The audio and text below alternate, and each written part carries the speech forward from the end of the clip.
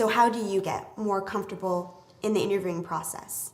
You have to prepare for it. You have to do your due diligence, not only the company, but also the discovery of yourself. And preparing both parties is critical. Preparing the client and the individual. And I think what we always want to do is have both parties create an environment where they can be the best version of themselves. That comes back to the true yes and true no. If you're the best version of yourself, you can really get a true understanding of whether this is the right fit. The point of the interviewing process is to learn a little bit more about the company and the role and how you fit in every step of the way. And in order to do that, you have to know what you're looking for, right? So you have to reflect on your past experiences and that culture environment. What worked for you, what didn't? So in our firm, we always refer to the 4 pillars that you need to explore during the interview process. And those are market, product, leadership, and mission. And when you get prepared for the interview, we want you to do your homework, do your due diligence in each of those areas and prepare for it. So we want to know about market, and that's usually do your homework on third-party information on the market that the client's in. And we want to talk about product.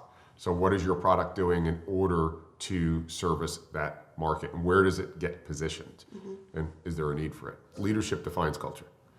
And so these days it's fabulous. You can go online and pretty much go through the entire history of each individual leader's background. Where did they come out of? What university? Where did they probably grow up?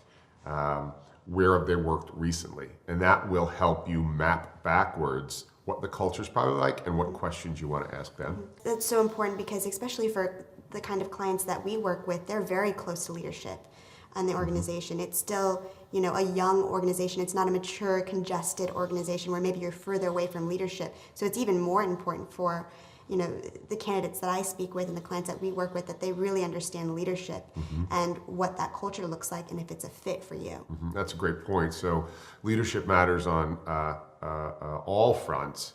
Having said that, you've made a great point. We do a lot of work with startups, and you're N1 from the CEO a lot of times.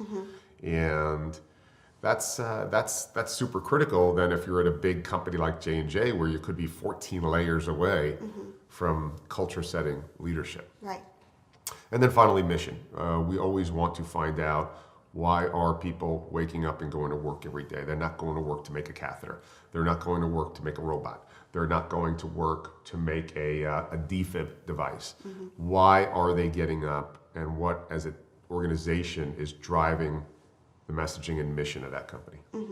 And when candidates are connecting with that mission, it's not just from a larger standpoint of I want to help people or help patients. Usually it's a personal connection. I know I spoke with one candidate and they were saying that as far as surgical robotics, they've had a lot of surgery complications within their family. And so getting involved in this kind of technology and doing minimally invasive surgery where you have better outcomes as well as faster recovery time, that's something they really connected with on a personal level.